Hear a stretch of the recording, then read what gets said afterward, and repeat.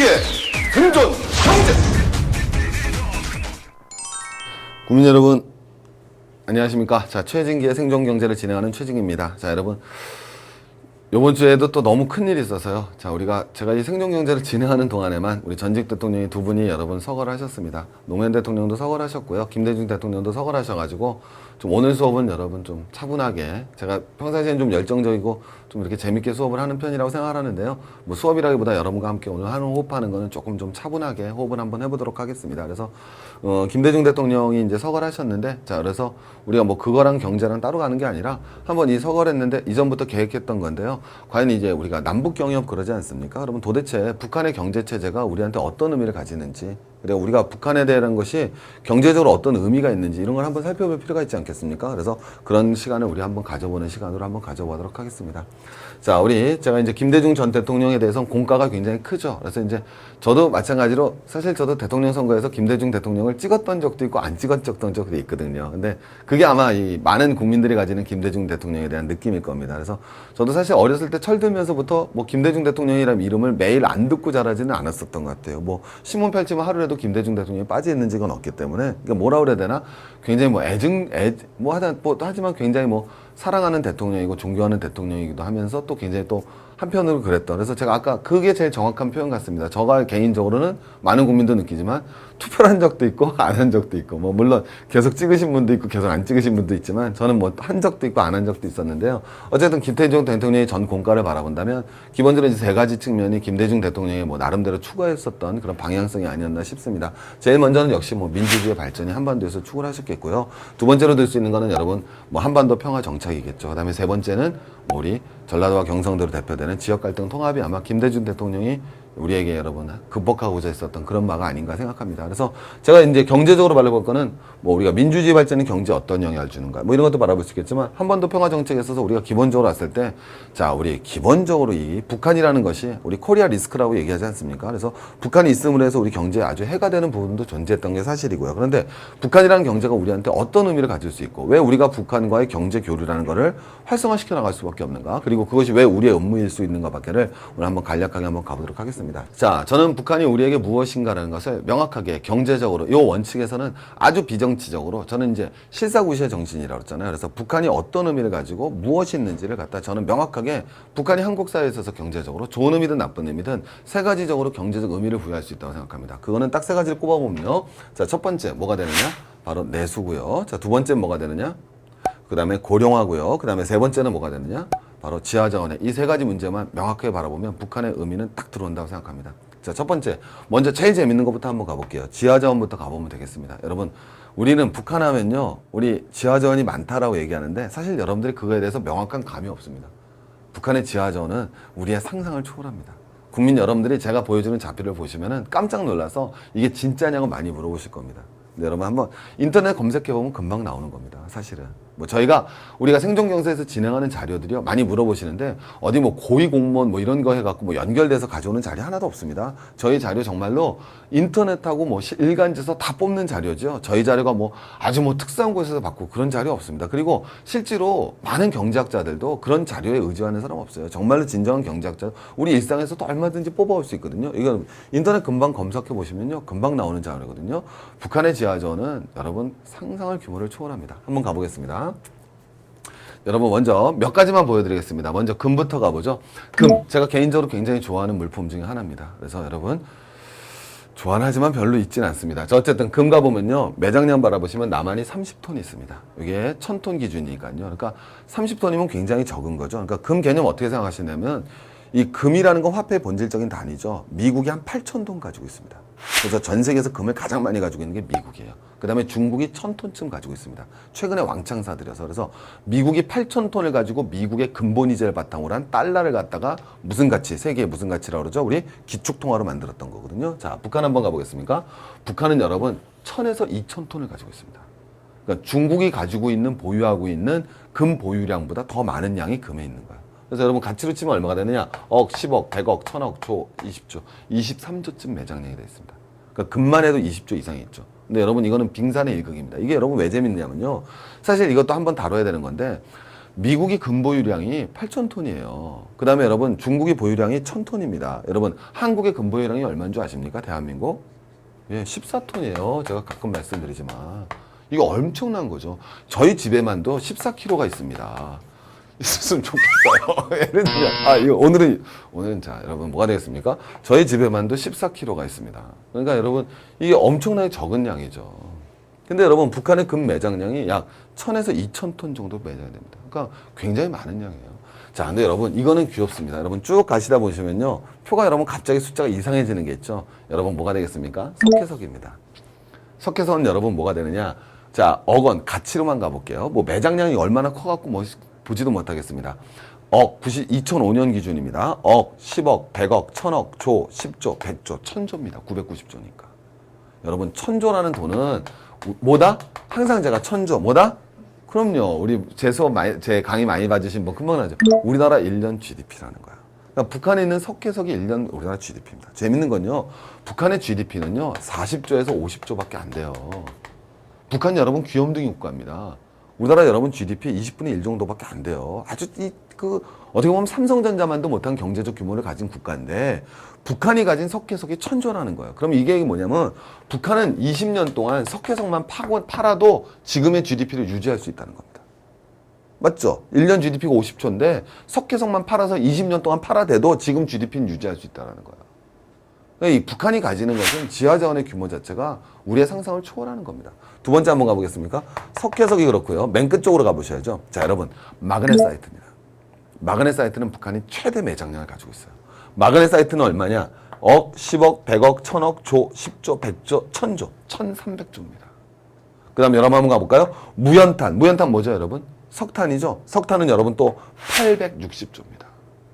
여러분 이것만 있는 줄 아십니까? 여러분 철 한번 가볼까요? 철은 여러분 몇 조 있다? 억, 10억, 100억, 1000억, 조, 10조, 100조가량 있습니다. 여러분 이게 북한이에요. 그래서 여러분 북한 매장량을 갖다 추정했을 때 보통 3700조에서 4000조 정도가 여러분 있다. 이게 여러분 북한입니다. 여러분 이게 어떤 의미를 가지느냐? 이걸 다른 의미로 하면 뭐가 되겠어요? 재산이죠. 북한은 지하자원이라는 재산이 4000조쯤 있는 거예요. 여러분 우리나라 총 자산이 지금 6000조입니다. 대한민국 총 자산이 6천조거든요. 1년에 1000조 정도 벌고. 그러니까 쉽게 얘기하면 대한민국이 1년에 1000조 벌고 재산은 6천조가 있는데 북한은 지하자원으로 4000조가 있는 거예요. 굉장히 센세이셔널하죠, 여러분. 우리가 잘 모르는 거예요. 그래서 이 북한이라는 곳의 지하자원. 여러분 사실 이 지하자원이 북한이 무슨 능력이 없어요? 개발할 능력이 없는 거죠. 그럼 어디랑 손잡아야겠습니까? 그대로 놔두면 어디가 되겠습니까? 중국 여러분 지하자원 벌써 중국이 눈독대 여러분 여기에 뭐는 없는 줄 아세요? 우라늄은 안 들어가 있는 거예요. 통계. 중국이 여러분 북한이 우라늄 보유량도 세계에서 5위권 안에 들어간다 그래요. 우라늄. 거기 여러분 또 뭐 있겠어요? 석유. 북한은 여러분 석유를 시추하고 탐사할 수 있는 능력이 없어요. 그래서 석유가 있다고 추정이 되더라도 개발이 안 되기 때문에 여기는 여러분 뽑을 수가 없는 거예요. 정리되시겠죠? 여러분 그게 북한입니다.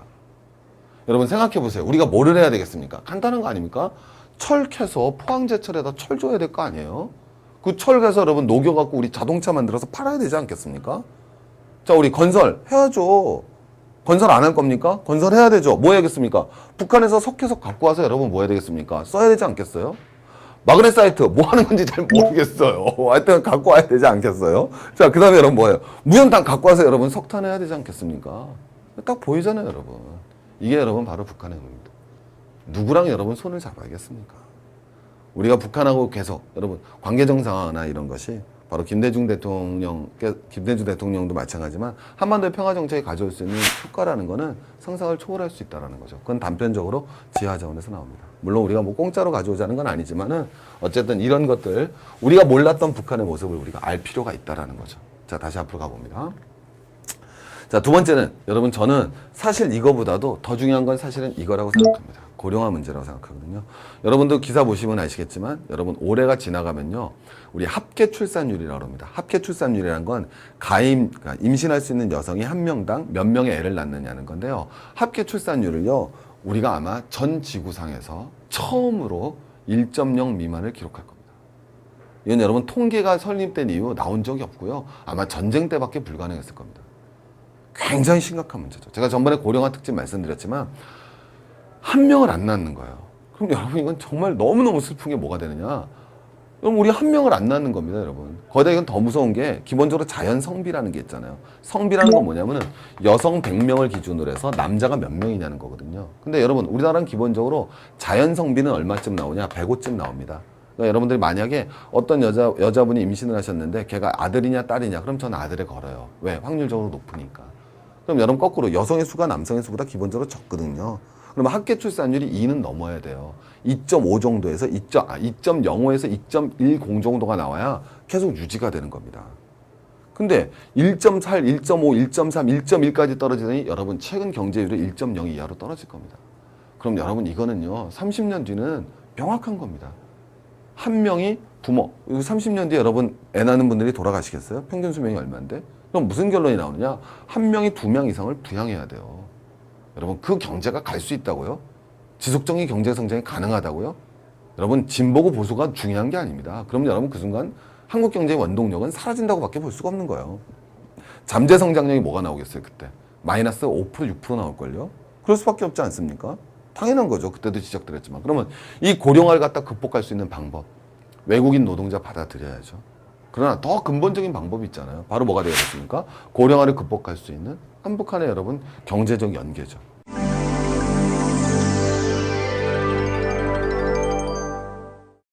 자, 그 다음에 여러분 마찬가지로 제일 경제적으로 나오는 건 내수시장이거든요. 한국에서 제일 많이 경제 발전할 때 문제가 됐던 건 뭐예요?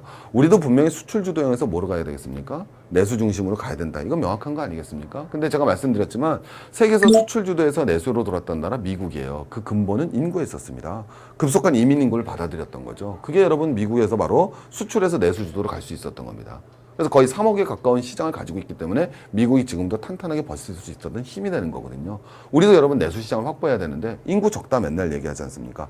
남한이 한 4,700만 되거든요. 북한이 한 2,300만 됩니다. 합쳐지면 7천만이잖아요. 그럼 여러분 보통 완벽한 탄탄한 내수가 되려면 1억이 돼야 된다는데 어쨌든 그 준비로는 갈 수 있지 않습니까? 북한이 가지는 이 기본적인 거는 커다란 기본적으로 뭐가 돼요? 내수시장. 두 번째는 고령화를 극복할 수 있는 노동시장이죠. 특히 북한의 노동력이 가지는 효과라는 건 굉장한 거죠. 여러분들이 아시겠지만 개성공단에서 지불받는 노동자의 임금이요 북한에서 50불에서 70불입니다. 그럼 여러분 말이 한 달 월급이 50불에서 70불이지 10만 원이거든요. 이건 굉장히 저임이죠. 거기다 임금이 싸다는 것만 갖고 되는 건 아니죠. 어차피 임금 올라갈 텐데. 자, 두 가지가 있지 않습니까? 지리적으로 여러분 가깝죠. 두 번째는 의사소통이 가능하죠. 세 번째 교육 수준이 높습니다. 이건 정말 양질의 노동력이잖아요. 가깝죠. 언어가 통하죠. 그 다음에 여러분 양질의 노동력을 가지고 있죠. 교육 수준이 높지 않습니까? 이런 노동력을 여러분 확보하는 건 어렵다라는 거예요. 그러니까 여러분 사실 북한이 가지는 건 한번 생각해 봅니다. 내가 있는데 내 옆에 이 사람이 나랑 같은 민족이든 아니든 경제학적으로는 그건 크게 고려 대상이 아니니까요. 그죠? 근데 내 옆에 국가가 있는데 이 국가가 한국의 남한의 경제의 특징이 뭡니까? 남한 경제 문제점을 해결할 수 있는 대안이 된다는 거예요. 남한 경제 문제점 뭡니까? 수출 주도형 발전 아닙니까? 내수가 기부가 부족하지 않습니까? 그 다음에 최근에 뭐가 되겠어요? 노동력의 위기가 오고 있지 않습니까? 그 다음에 가지고 있는 지하자원이 없다라고 우리 어렸을 때부터 배웠죠. 왜 먼 곳에서 그 답을 찾을 필요가 있습니까? 우리 옆에 있지 않습니까? 지하자원 있죠? 양질의 노동력 있죠? 고령화 문제 메꿔 나갈 수 있죠? 내수시장 확보할 수 있죠. 여러분 이 문제를 갖다 해결하지 못한다는 것, 이 자체는 여러분 문제가 될 수밖에 없죠. 저는 지금 북한의 정치체계나 남한의 정치체계를 얘기하는 것과는 별도의 문제를 접근하는 겁니다. 오케이? 순수하게 북한이 가지는 의미가 무엇인지를 우리가 21세기 경제 전환의 시대에는 다시 한번 인식하고 들어가야 된다는 겁니다. 그 다음에 가보겠습니다. 그래서 남북한의 경제적 효과라는 건 말할 것도 없이 뭐가 되겠어요? 코리안 리스크를 제거할 수 있죠. 저도 여러분 예전에 보면은 한국 주가 잘 안 올라가지 않습니까? 근데 안 올라가는 이유에 몇 가지가 딱 들어간다고요. 회계의 불투명성이라든가. 근데 사실 요새는 회계의 불투명성이 오히려 우리가 미국한테 할 말이지 사실 우리가 들을 말은 아니란 말이에요. 우리도 뭐 불투명 아직 완벽하다고 얘기할 수는 없지만은 회계의 불투명성이라든가 또 뭐 어떤 점이 있었습니까? 코리아 리스크 돌아버리잖아요. 사실 코리아 리스크가 굉장히 클 수밖에 없는 게 사실 전쟁이 뭐 날이라고 살 생각 안 하죠. 우리 입장에서야. 근데 사실 1994년 뭐 전쟁 일보 직전까지 갔다 그러지만 우리는 사실 잘 못 느끼지 않습니까? 그리고 뭐 전쟁이라는 게 또 쉽게 일어나는 건 아니지만 어쨌든 계속 코리아 리스크를 감내하고 가야 되는데 코리아 리스크를 제거할 수 있죠.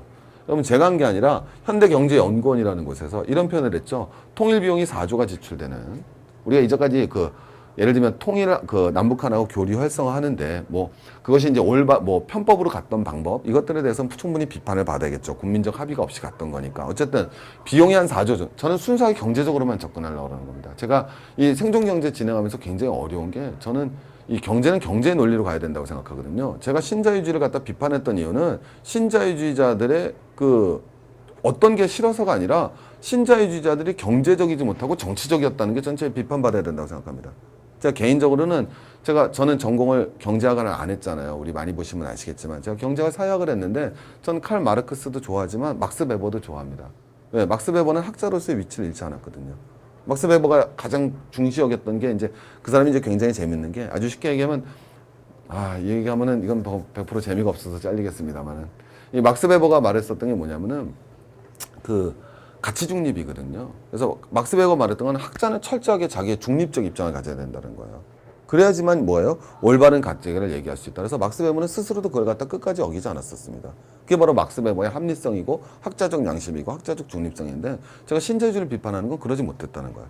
저는 똑같이 동구권 경제학자들한테도 비판할 수 있을 것 같아요.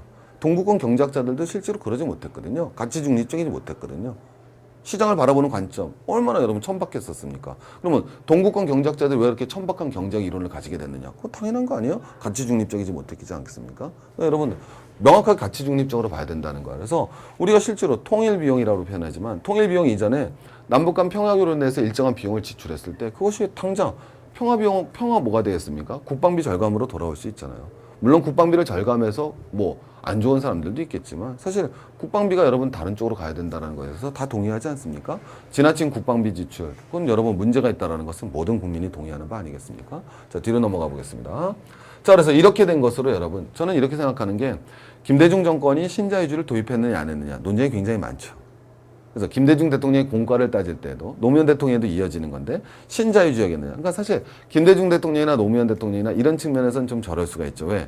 굉장히 보수적인 사람한테는 좌빨이라고 불리게 되고 그다음에 또 나름의 진보적인 사람한테는 신자유주의라는 비판을 받았거든요. 그러니까 우리가 예를 들면 철학적으로 하면 이제 공리주의자들이거든요. 그래서 벤담과 밀과 같은 공리주의자들이 우리 전통적인 좌파로부터 뭐라 그랬어요? 개량주의자라고 비판받고 반면에 보수주의자들한테는 사회주의자로 비판받았던 거랑 똑같지 않습니까? 근데 사실 이 공리주의자들이 복지국가라는 미친 영향이라고 굉장히 컸던 거고요. 제가 말씀드린 건 똑같이 이런 걸 바라봤을 때 이런 측면이 있죠. 저는 김대중 대통령 시절이나 노무현 대통령 시절에 빈부격차가 완화되지는 않았죠. 분명히 대통령 빈부격차가 심화됐습니다. 시장의 논리가 오히려 더 강화됐죠.